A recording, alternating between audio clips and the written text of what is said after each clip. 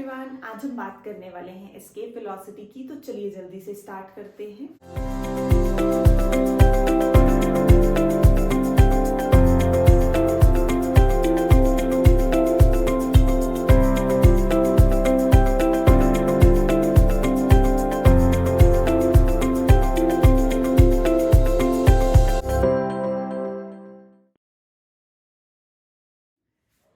अब हमारे पास इस चैप्टर में दो तरह की वेलोसिटीज हैं जो हमने स्टडी करनी है। One is orbital velocity and another is escape velocity.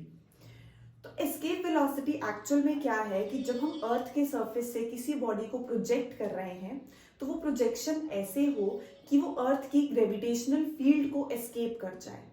अब ग्रेविटेशनल फील्ड हमने पढ़ी थी कि किसी भी ऑब्जेक्ट के आसपास की स्पेस जहां तक उसका जो ग्रेविटेशनल फोर्स है या कह लो इन्फ्लुएंस है वो एक्सपीरियंस किया जा सकता है बाय सम अनदर प्लैनेट या बाय सम अनदर ऑब्जेक्ट, तो वो हमारे पास उसकी ग्रेविटेशनल फील्ड होती है। तो किसी बॉडी को एस्केप करवाना, अगर हम सिर्फ अर्थ की बात करें, अर्थ के सरफेस से एस्केप करवाना मींस हम उसको उसकी ग्रेविटेशनल फील्ड से बाहर फेंक रहे हैं और ताकि वो वापस ना आए। तो इतनी वेलोसिटी के साथ जब हम प्रोजेक्शन देंगे अर्थ के सरफेस से ताकि वो अर्थ की ग्रेविटेशनल फील्ड को एस्केप कर सके, अर्थ की ग्रेविटेशनल फील्ड के बाहर जा सके, तो वो वेलोसिटी जो होगी वो एस्केप वेलोसिटी होगी। और कितनी मिनिमम वेलोसिटी से ये एस्केप होना स्टार्ट हो जाता है उसके बाद तो होगा ही, बट मिनिमम कितनी है? तो मिनिमम हमारे पास है एस्केप वेलोसिटी अर्थ के सरफेस पे 11.2 किलोमीटर पर सेकेंड। अलग अलग बुक्स में अलग अलग वैल्यूज मेंशन है, बट हमारे पास एस्केप वेलोसिटी की अगर हम बात करें तो कितनी अर्थ के सरफेस पे होगी? 11.2 किलोमीटर पर सेकेंड। अब ये एक्सपेरिमेंट ऐसे तो नहीं हो गया होगा कि बस लिया और फेंक दिया और इतने पे ही फेंका था और हमारे पास जो बॉडी है वो अर्थ की ग्रेविटेशनल फील्ड को एस्केप कर गई। तो ट्रायल बेसिस पे हमारे पास डिफरेंट डिफरेंट वेलोसिटीज पे ट्राई किया। अगर हम अर्थ के सरफेस से किसी बॉडी को प्रोजेक्ट कर रहे हैं तो हमने पहली जब कोई ऑब्जेक्ट फेंका तो हमारे पास if it is less than 7.92 kilometre per second, ये है हमारे पास ऑर्बिटल स्पीड। मैंने बोला दो तरह की वेलोसिटीज पढ़नी है, one is orbital velocity, second is escape velocity. तो ऑर्बिटल मींस जब वो ऑब्जेक्ट अर्थ के अराउंड या किसी प्लैनेट के अराउंड ऑर्बिट में आ जाए, सर्कुलर मोशन में आ जाए, तो उसकी वैल्यू है हमारे पास 7.92 किलोमीटर पर सेकेंड। तो हम उसके कम से स्टार्ट कर रहे हैं कि इनिशियली हमारी जो वैल्यू थी वो 7 से कम थी, तो बॉडी कैसे जाएगी, कैसे बिहेव करेगी।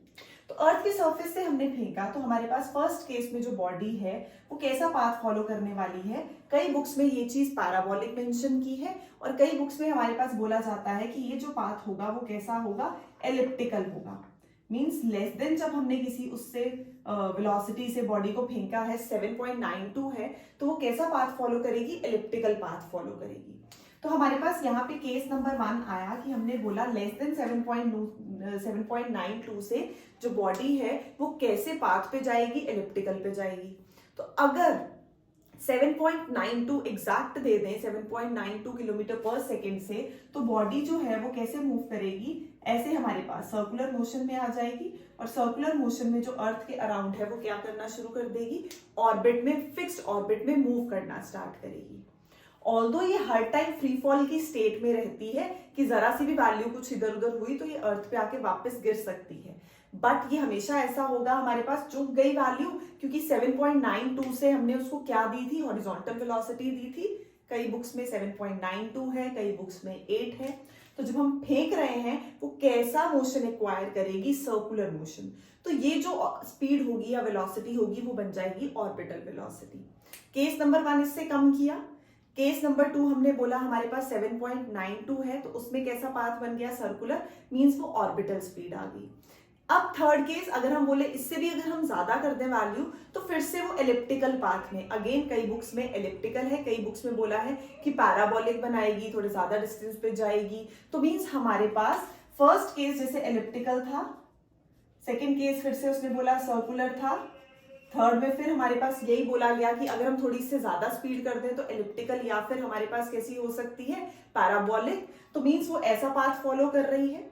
तो फर्स्ट केस में जब स्पीड कम थी तो एलिप्टिकल पाथ पे गई, सेकेंड में सर्कुलर पे चली गई, थर्ड पे हमारे पास फिर से वो वापस एलिप्टिकल पाथ एक्वायर करेगी। अब पहुंचते पहुंचते वो पहुंच गई 11.2 किलोमीटर पर सेकेंड की स्पीड से। तो जब इतनी वेलोसिटी हम बॉडी को दे देंगे तो जो बॉडी है वो अर्थ के सरफेस से क्या कर जाएगी, एस्केप कर जाएगी। तो अर्थ के सरफेस से एस्केप की और एस्केप करके कहाँ लेके जाना है, तो इनिशियल पोजीशन तो मुझे पता है वो अर्थ के सरफेस पे थी। What will be the final position of the object, not defined. कहाँ गई हमें नहीं पता, कहाँ, इंफिनिटी पे। तो हम ये मान लेंगे इंफिनिटी पे बॉडी गई है, लास्ट तक जाते जाते जो उसकी फाइनल वेलोसिटी है वहां वो कितनी हो गई, 0 हो गई। कहाँ चली गई वो पोजीशन हमें नहीं डिफाइंड, क्योंकि अगर डिफाइंड होगी तो वापस भी आ सकती है। तो हमने बोला कि कहाँ चली गई, इन्फिनिटी पे चली गई। तो इन्फिनिटी पे गई है, इन्फिनिटी पे जाके उसकी फाइनल वेलोसिटी वहां कितनी हो गई, मान लो 0 हो गई। डिक्रीज होते होते होते वहां जाके हमारे पास उसकी जो वैल्यू है वो ऐसा पॉइंट आया कि उसकी एनर्जी खत्म, तो उसकी वेलोसिटी वहां जाके कितनी हो गई, 0 हो गई। तो इनिशियल पोजीशन अर्थ का सरफेस था, फाइनल पोजीशन जहां हमने उसको फेंका वो कहाँ था, इन्फिनिटी। तो हमने बोला हमारे पास दो तरह की वेलोसिटीज हैं, एक है ऑर्बिटल वेलोसिटी और एक है एस्केप वेलोसिटी। ऑर्बिटल मींस हमने वेलोसिटी देनी है, उससे पहले बॉडी इधर उधर कुछ पाथ कवर कर रही है, एलिप्टिकल किया फिर सर्कुलर किया, तो मींस हमारे पास ऑर्बिट में आ गई।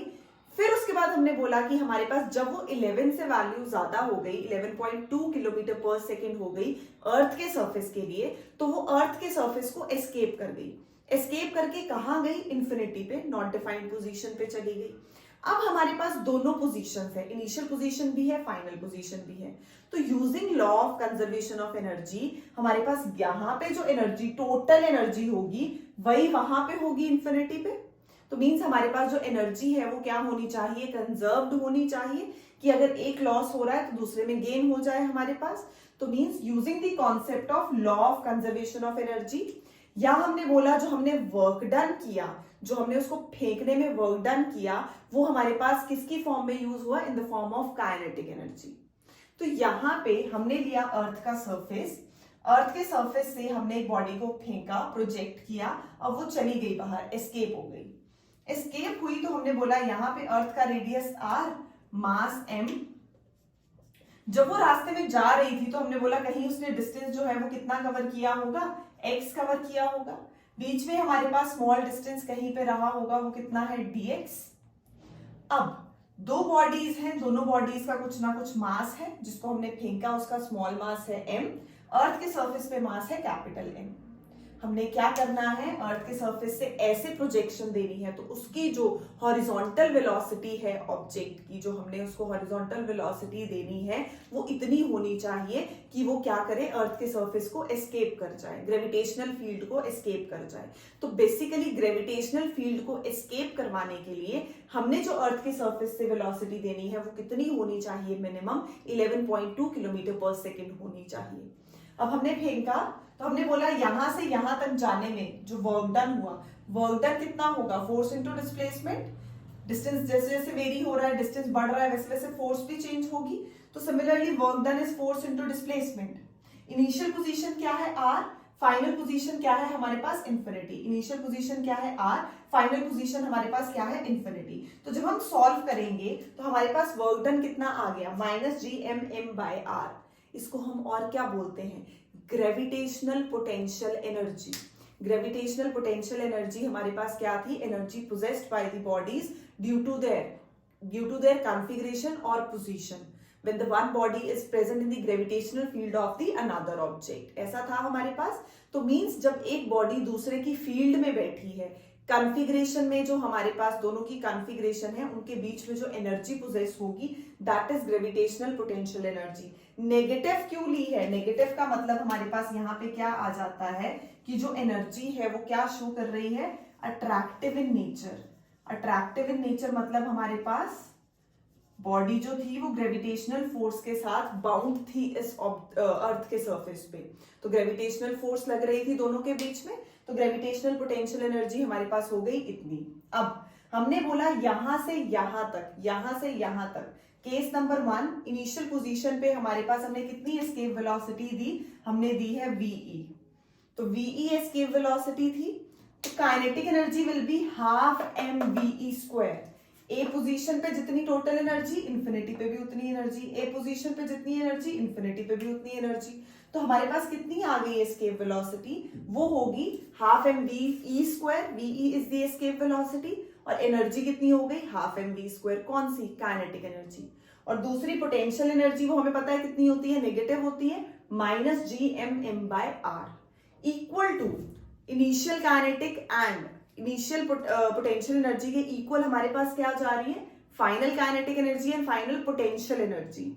U रिप्रेजेंट करेगा पोटेंशियल को, K रिप्रेजेंट करेगा काइनेटिक को।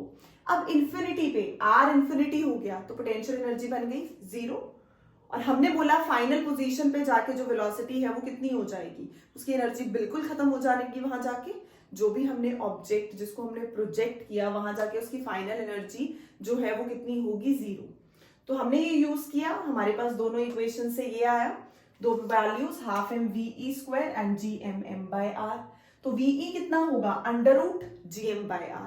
ये हमारे पास क्या आ गई, एस्केप वेलोसिटी आ गई, where g represents the universal gravitational constant, m capital M is the mass of the earth and r is the radius of the earth. तो यहाँ पे हम इसको इस फॉर्म में भी ले सकते हैं, small g is gm/r², relation है एक्सेलरेशन ड्यू टू ग्रेविटी का। gm की वैल्यू पुट करेंगे कितनी आ गई, gr²। तो जब हम gm की जगह gr² लिखेंगे तो एस्केप वेलोसिटी कितनी आ जाएगी, √gr। तो ये भी हमारे पास एक फॉर्मूला है, ये भी हमारे पास फॉर्मूला है। अगर हम यहाँ पे g की वैल्यू 9.8 मीटर/सेकंड² पुट करते हैं, रेडियस ऑफ द अर्थ को 6400 किलोमीटर कन्वर्ट कर लेंगे उसको मीटर में, सॉल्व किया, हमारे पास एस्केप वेलोसिटी की वैल्यू आएगी 11.2 किलोमीटर/सेकंड। तो ये है एस्केप वेलोसिटी, मिनिमम वेलोसिटी जिससे हम किसी भी ऑब्जेक्ट को अर्थ की ग्रेविटेशनल फील्ड से बाहर करवा देंगे, एस्केप करवा देंगे। तो इतनी मिनिमम होनी चाहिए। फर्स्ट फॉर्मूला है इन terms of mass of the earth, universal gravitational constant and radius of the अर्थ। क्या यहाँ पे स्मॉल मास m आया, नहीं। तो मींस जो एस्केप वेलोसिटी है क्या वो इस ऑब्जेक्ट के मास पे डिपेंड करती है, नहीं। यहाँ पे भी हमारे पास स्मॉल मास नहीं है, तो मींस वो इंडिपेंडेंट है किससे, मास m से, मास ऑफ द ऑब्जेक्ट के। तो यहाँ वो किस पे डिपेंड कर रही है, अर्थ के मास पे, अर्थ के रेडियस पे, अर्थ की एक्सेलरेशन ड्यू टू ग्रेविटी पे। तो मींस ये सब चीजें हमारे पास जो वैल्यू पुट करेंगे तो कितनी दे देगी, 11.2 किलोमीटर/सेकंड। थर्ड हम निकाल सकते हैं in terms of the density. Earth की मान ली हमने डेंसिटी रो है, यूनिफॉर्म डेंसिटी, तो डेंसिटी हो जाएगी mass upon volume. Volume is 4/3 πr³, तो हम मास को लिख सकते हैं 4/3 πr³ इंटू रो। तो जब हम ये वैल्यू m की यहां पुट कर देंगे तो हमारे पास एक्सप्रेशन आ जाएगा 8πgr² rho divided by 3। Under root में ये किसकी वैल्यू आ गई, एस्केप वेलोसिटी की आ गई। तो यहाँ हमारे पास ये जो तीन एक्सप्रेशंस आए, इसमें कहीं पे भी जो एस्केप वेलोसिटी है वो स्मॉल मास पे डिपेंड नहीं करती। किस पे डिपेंड करती है, वो डिपेंड करती है हमारे पास जितने भी अर्थ के हमारे पास पैरामीटर्स हैं, रेडियस है, मास है, यूनिवर्सल ग्रेविटेशनल कांस्टेंट हो गया, तो इन सब वैल्यूज पे डिपेंड करेगी। ना ही वो एंगल ऑफ प्रोजेक्शन पे डिपेंड कर रही है कि हमने कितने एंगल पे फेंका उसको, ना ही वो हमारे पास मास ऑफ द ऑब्जेक्ट पे डिपेंड करेगी। तो इन दोनों फैक्टर्स पे, इन दोनों फिजिकल क्वांटिटीज से वो क्या है, इंडिपेंडेंट है। फिर से हमने बोला हमें किसी ऑब्जेक्ट को अर्थ के सरफेस से एस्केप करवाना है, अर्थ की ग्रेविटेशनल फील्ड से बेसिकली एस्केप करवाना है। तो हम क्या बोलेंगे, हमारे पास एस्केप करवाया हमने बोला हमने सबसे दो वेलोसिटीज इंपॉर्टेंट जो है पढ़नी है। कौन सी, one is orbital velocity, orbital की वैल्यू है 7.92 किलोमीटर/सेकंड, एस्केप है 11.2 किलोमीटर/सेकंड। तो इससे कम में जब हमारे पास वैल्यू होगी तो वो हमारे पास कैसा सा एलिप्टिकल पाथ शो करेगा, एलिप्स बनाएगा। केस नंबर 2 में हमारे पास अगर हम बात करें कि 7.92 दी है तो सर्कुलर पाथ में अर्थ के अराउंड जो ऑर्बिटल वेलोसिटी है वो एक्वायर कर लेगा, क्योंकि 7.92 तो ऑर्बिटल थी, तो वो सर्कुलर मोशन में अर्थ के अराउंड मूव करना स्टार्ट करेगा। पहुंचते पहुंचते 7.928 के बाद हमने बोला कि बीच में भी हमने बहुत सारे ट्रायल्स लिए, तो वो एलिप्टिकल पाथ थोड़े थोड़े बिगर रेडियस का वो बनाता रहेगा।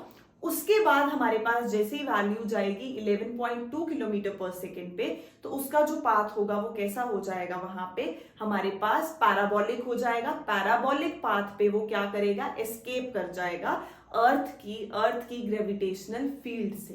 तो 11.2 किलोमीटर पर सेकेंड से पैराबोलिक पाथ पे वो एस्केप करेगा अर्थ की ग्रेविटेशनल फील्ड को। सॉल्व करने के लिए हमने बोला हमारे पास सबसे पहले ग्रेविटेशनल पोटेंशियल एनर्जी, मतलब पोटेंशियल एनर्जी कितनी होगी, और इनिशियली जितनी टोटल एनर्जी होगी, law of conservation of energy लगाएंगे। फाइनल पोजीशन पे भी हमारे पास टोटल एनर्जी जो है दोनों की बैलेंस करवाई इक्वली, तो यहां से हमारे पास कितनी आ गई, kinetic energy half mv² is equal to gmm/r which is the potential energy. दोनों को बैलेंस किया, BE कितना आ गया, √gm/r। तो एक बार हमने स्मॉल g की टर्म्स में निकाला, एक बार कैपिटल GM की टर्म्स में निकाला, एक बार डेंसिटी की टर्म्स में निकाला, और यहां से हमारे पास जो वैल्यू है वो हमने प्रूफ की, कितनी आई, 11.2 किलोमीटर पर सेकेंड। अब यहीं से हमारे पास क्वेश्चन बनता है why moon has no atmosphere. तो ये सबसे इंपॉर्टेंट चीज की जो रूट मीन स्क्वायर वेलोसिटी है, रूट मीन स्क्वायर वेलोसिटी अगर कम होगी एस्केप वेलोसिटी से, तो जो प्लैनेट है उसका एटमॉस्फेयर होगा। मून में हमारे पास जो एस्केप वेलोसिटी है वो क्या हो जाती है, कम हो जाती है, root mean square velocity of the atmospheric molecules. Moon के सरफेस पे या मून पे हमारे पास जो एस्केप वेलोसिटी है वो कम होगी as compare to the root mean square velocity of the atmospheric molecules. तो एस्केप वेलोसिटी हमारे पास कम हो जाने से, एस्केप वेलोसिटी कम हो जाने से जो मॉलिक्यूल्स हैं वो मून के सरफेस को या मून को एस्केप करना स्टार्ट कर देंगे। एस्केप वेलोसिटी कम है मून पे, एस्केप वेलोसिटी कम होगी तो मून के जो मॉलिक्यूल्स वहां पे एटमॉस्फेयर में जो मॉलिक्यूल्स हैं वो इजीली एस्केप होना स्टार्ट हो जाएंगे, एस्केप होंगे, और हमारे पास जो मून की ग्रेविटेशनल फील्ड है या जो ग्रेविटेशनल अट्रैक्शन है वो भी बहुत वीक है as compare to the earth. हमने बोला था ना हमारे पास ग्रेविटेशनल जो एक्सेलरेशन ड्यू टू ग्रेविटी है मून में, that is 1/6 of the acceleration due to gravity of the earth. तो उसकी जो ग्रेविटेशनल अट्रैक्शन है वो भी क्या है, कम है।